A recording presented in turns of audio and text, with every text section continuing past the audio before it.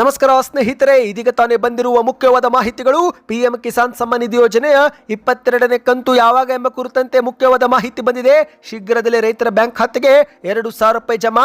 ಮತ್ತೊಂದೆಡೆಯಲ್ಲಿ ಕರ್ನಾಟಕದ ಗೃಹಲಕ್ಷ್ಮಿಯರಿಗೆ ಮುಖ್ಯವಾದ ಮಾಹಿತಿ. ಬ್ಯಾಂಕ್ ಖಾತೆಗೆ 2,000 ರೂಪಾಯಿ ಜಮೆ ಆಗಬೇಕಂದ್ರೆ ಬಿಪಿಎಲ್ ಕರಡು ಕಡ್ಡಾಯ. ಆಹಾರ ಸಚಿವ ಕೆಎಚ್ ಮುನಿಯಪ್ಪನವರ ಹೇಳಿಕೆ. ಇದೇ ಮಧ್ಯೆ ಬಿಪಿಎಲ್ ಕರಡು ತಿದ್ದುಪಡಿಗೆ ಮತ್ತೊಮ್ಮೆ ಅವಕಾಶ ಕಲ್ಪಿಸಿಕೊಡಲಾಗಿದೆ. ಎಲ್ಲ ಸುದ್ದಿಗಳು ಬಂದಿವೆ ಸ್ನೇಹಿತರೆ. ಮತ್ತೊಂದೆಡೆಯಲ್ಲಿ ಗದಗದ ಲಕ್ಕುಂಡಿಯಲ್ಲಿ ಸಿಕ್ಕಿರುವ ಚಿನ್ನದ ನಿಧಿಗೆ ಬಿಗ್ ಟ್ವಿಸ್ಟ್ ಸಿಕ್ಕಿದೆ. ಅದು ನಮ್ಮ ಬಂಗಾರ ವಾಪಸ್ ಕೊಡಿ ಎಂದು ಸರ್ಕಾರಕ್ಕೆ ಆಗ್ರಹ ಮಾಡಿದ್ದಾರೆ.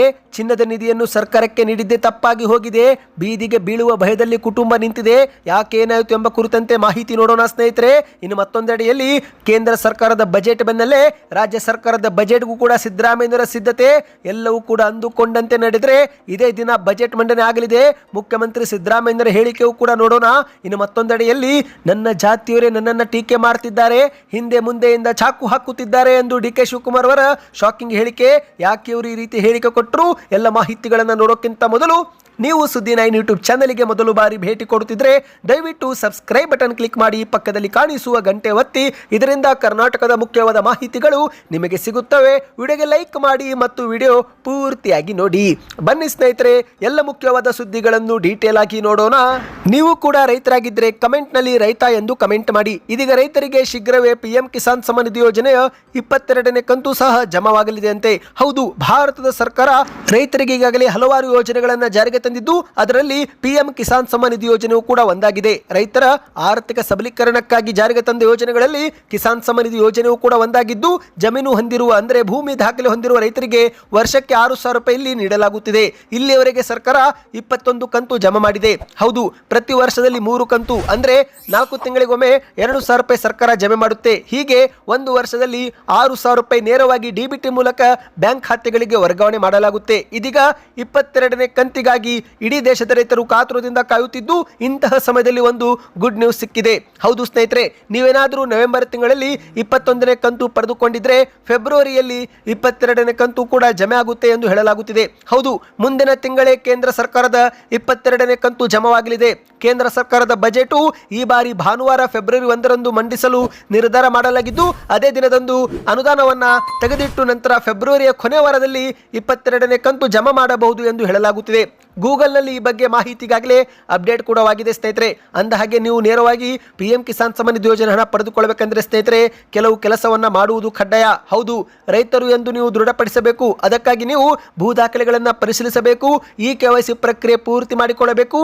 ಬ್ಯಾಂಕ್ ಖಾತೆಗೆ ಆಧಾರ್ ಕಾರ್ಡ್ ಲಿಂಕು, ಕಿಸಾನ್ ಸಮ್ಮಾನ್ ಪೋರ್ಟಲ್ನಲ್ಲಿ ಕೊಟ್ಟಿರುವ ಮೊಬೈಲ್ ಸಂಖ್ಯೆ ಸಕ್ರಿಯವಾಗಿಟ್ಟುಕೊಳ್ಳಬೇಕು. OTP ಬಂದರೆ ಮಾತ್ರ ನಿಮ್ಮ ಬ್ಯಾಂಕ್ ಖಾತೆಗೆ ಹಣ ಬರುತ್ತೆ. ಹಾಗಾಗಿ ಆ ಒಂದು ಮೊಬೈಲ್ ಸಂಖ್ಯೆಯನ್ನು ನೀವು ಸಕ್ರಿಯವಾಗಿ ಇಟ್ಟುಕೊಳ್ಳಬೇಕು ಸ್ನೇಹಿತರೆ. ಹೌದು, ಪಿಎಂ ಕಿಸಾನ್ ಸಮ್ಮಾನ್ ನಿಧಿ ಯೋಜನೆ ಪ್ರಯೋಜನ ಪಡೆಯಬೇಕಂದ್ರೆ ಹಲವು ಕೆಲಸವನ್ನ ಕಡ್ಡಾಯವಾಗಿ ರೈತರು ಮಾಡಿಕೊಳ್ಳಲೇಬೇಕು ಸ್ನೇಹಿತರೆ. ಅದರಲ್ಲಿ ಈ KYC ಪ್ರಕ್ರಿಯೆ ತುಂಬಾನೇ ಮುಖ್ಯವಾಗಿದೆ. ಮನೆಯಲ್ಲೇ ಕುಳಿತು ಕೂಡ ನೀವು ಈ KYC ಪ್ರಕ್ರಿಯೆ ಮಾಡಬಹುದು ಸ್ನೇಹಿತರೆ. ಕಿಸಾನ್ ಸಮ್ಮಾನ್ ಪೋರ್ಟಲ್ಗೆ ಭೇಟಿ ಕೊಟ್ಟು ಅಲ್ಲಿ ಈ KYC ಆಪ್ಷನ್ ಮೇಲೆ ಕ್ಲಿಕ್ ಮಾಡಿ ಆಧಾರ್ ಕಾರ್ಡ್ ಸಂಖ್ಯೆ ನಮೂದಿಸಿದ ಬಳಿಕ ನಿಮ್ಮ ಮೊಬೈಲ್ಗೆ ಒಂದು OTP ಬರುತ್ತೆ. ಆ ಒಂದು OTP ನಮೂದಿಸುವ ಮೂಲಕ ಈ KYC ಪ್ರಕ್ರಿಯೆ 5 ನಿಮಿಷದಲ್ಲಿ ಪೂರ್ತಿ ಮಾಡಿಕೊಳ್ಳಬಹುದು. ಈ ಬಗ್ಗೆ ಮಾಹಿತಿ ಬೇಕಂದ್ರೆ ಕಮೆಂಟ್ ನಲ್ಲಿ ಈ KYC ಎಂದು ಕಮೆಂಟ್ ಮಾಡಿ. ಬನ್ನಿದೀಗ 2ನೇ ಮುಖ್ಯವಾದ ಮಾಹಿತಿಗೆ ಹೋಗೋಣ. ನಿಮಗೆಲ್ಲರಿಗೂ ಗೊತ್ತಿರುವಂತೆ ಸ್ನೇಹಿತರೆ, ಬಿಪಿಎಲ್ ಕಾರ್ಡ್ ಇದೀಗ ಪ್ರಮುಖ ದಾಖಲೆ ಆಗಿಬಿಟ್ಟಿದೆ.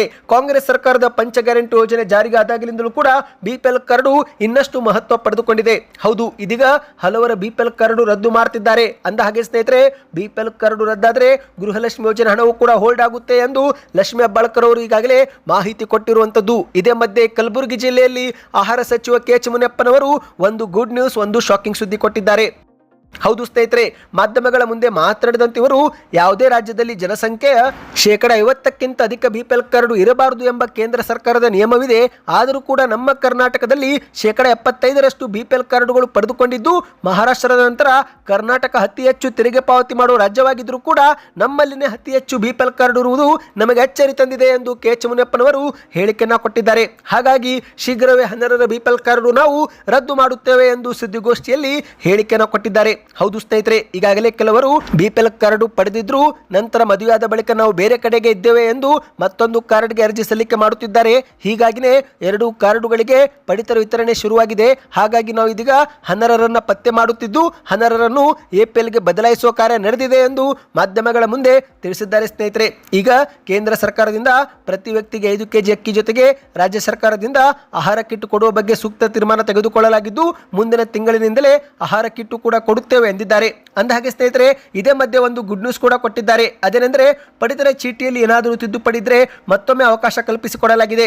ಹೌದು, ಹೆಸರು ಸೇರ್ಪಡೆ, ವಿಳಾಸ ಬದಲಾವಣೆ ಅಥವಾ ಹೆಸರು ತೆಗೆಯುವುದು ಸೇರಿದಂತೆ ಇತರ ತಿದ್ದುಪಡಿಗೆ ಮಾರ್ಚ್ 31ರವರೆಗೆ ಅವಕಾಶ ನೀಡಲಾಗಿದೆ.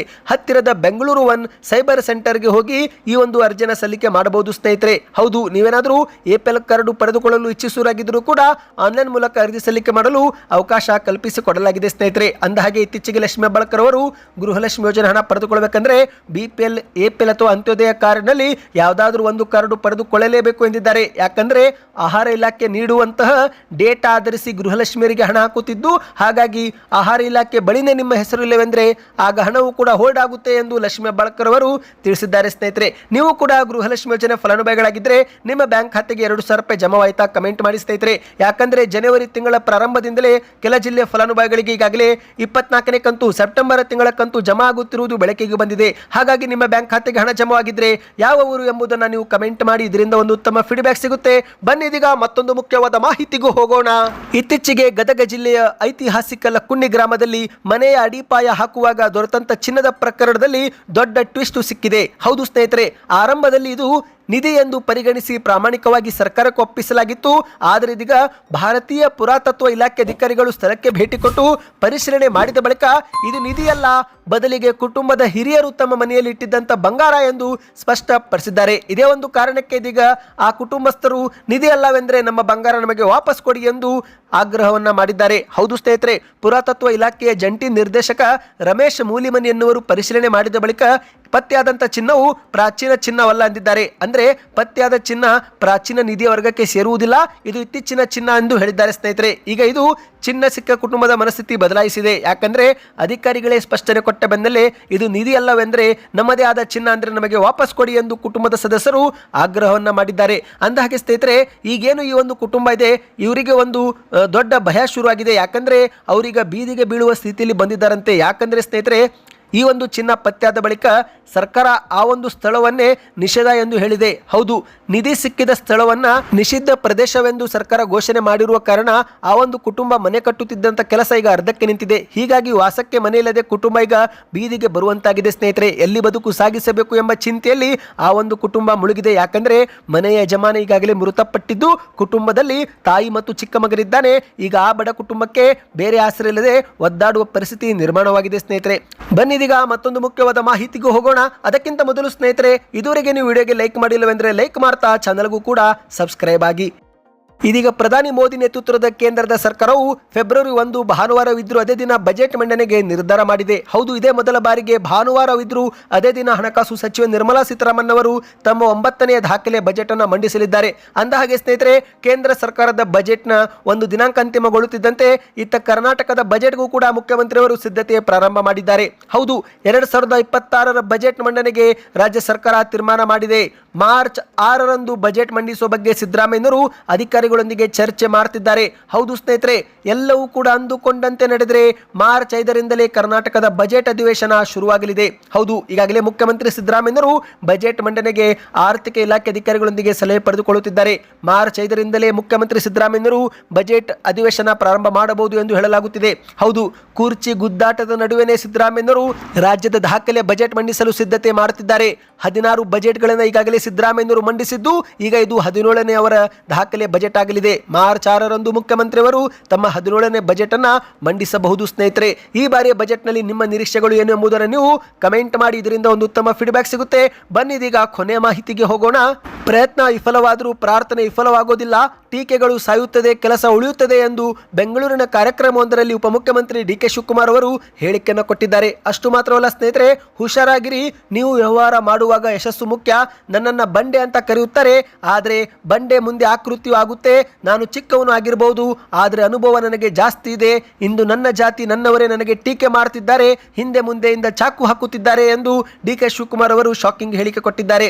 ಹೌದು ಸ್ನೇಹಿತರೆ, ಎಚ್.ಡಿ. ಕುಮಾರಸ್ವಾಮಿ ಜೊತೆಗೆ ಪ್ರಾಮಾಣಿಕವಾಗಿ ನಾನು ಕೆಲಸ ಮಾಡಿದ್ದೇನೆ, ಆದರೆ ಅವರೇ ನನಗೆ ಚಾಕು ಹಾಕಿದ್ದಾರೆ ಎಂದು ಹೇಳಿಕೆಯನ್ನ ಕೊಟ್ಟಿದ್ದಾರೆ. ಸದ್ಯ ಇವರ ಒಂದು ಹೇಳಿಕೆ ರಾಜ್ಯ ರಾಜಕೀಯದಲ್ಲಿ ಭಾರಿ ಸದ್ದು ಮಾಡ್ತಾ ಇದೆ. ಹೌದು ಸ್ನೇಹಿತರೆ, ನನ್ನ ಸ್ವಂತ ಜಾತಿ ಜನರೇ ನನ್ನನ್ನು ಟೀಕಿಸುತ್ತಾರೆ, ನನಗೆ ಯಾರೂ ಬೇರೆಯವರು ಬಡಿಯಲ್ಲ, ನನ್ನ ಸ್ವಂತ ಜನ ಸ್ವಂತ ಜಾತಿ ಜನರೇ ನನಗೆ ಟೀಕೆ ಮಾಡ್ತಾರೆ ಎಂದು ಹೇಳಿಕೆಯನ್ನ ಕೊಟ್ಟಿದ್ದಾರೆ. ಸ್ನೇಹಿತರೆ, ದಿನ ಬೆಳಗ್ಗೆ ಆದ್ರೆ ಸಾಕು ಟೀಕೆ ಮಾಡ್ತಾರೆ, ಏನೋ ಮಾಡ್ತಿದ್ದಾರೆ, ಟಿವಿಯಲ್ಲಿ ಹಾಕ್ತಾರೆ, ಇನ್ಸ್ಟಾಗ್ರಾಮ್ನಲ್ಲಿ ಹಾಕ್ತಿದ್ದಾರೆ, ಸೋಷಿಯಲ್ ಮೀಡಿಯಾದಲ್ಲಿ ಹಾಕ್ತಿದ್ದಾರೆ, ನನ್ನ ಬಗ್ಗೆನೇ ಚಚ್ತಾ ಕುಳಿತಿದ್ದಾರೆ, ನನಗೆ ಹಿಂದಿನಿಂದಲೂ ಕೂಡ ಚಾಕು ಹಾಕ್ತಾರೆ, ಮುಂದಿನಿಂದಲೂ ಕೂಡ ಚಾಕು ಹಾಕ್ತಾರೆ ಎಂದು ಶಾಕಿಂಗ್ ಹೇಳಿಕೆ ಕೊಟ್ಟಿದ್ದಾರೆ. ನನಗೆ ಈಗ ಸರ್ಕಾರದಲ್ಲಿ ಎಂತೆಂಥ ಏಟು ಬಿದ್ದಿದೆ ಗೊತ್ತಾ? ನನ್ನನ್ನು ಬಂಡೆ ಅಂತಾರೆ, ಬಂಡೆ ಸುಮ್ಮನೆ ಬರುತ್ತಾ? ಬಂಡೆ ಅಂದ್ರೇನೆ ಪ್ರಕೃತಿ, ಕಡೆದರೆ ಆಕೃತಿ, ಪೂಜಿಸಿದರೆ ಸಂಸ್ಕೃತಿ. ನಮ್ಮಪ್ಪ CM ಆಗಿರಲಿಲ್ಲ, ನಮ್ಮಪ್ಪ ಪ್ರಧಾನಿನೂ ಆಗಿರಲಿಲ್ಲ, ನಮ್ಮಪ್ಪ ಪಂಚಾಯತ್ ಸಾಮಾನ್ಯ ಮೆಂಬರ್ ಆಗಿದ್ರು, ನಮ್ಮ ತಾತ ಪಂಚಾಯತ್ ಚೇರ್ಮನ್ ಆಗಿದ್ರು.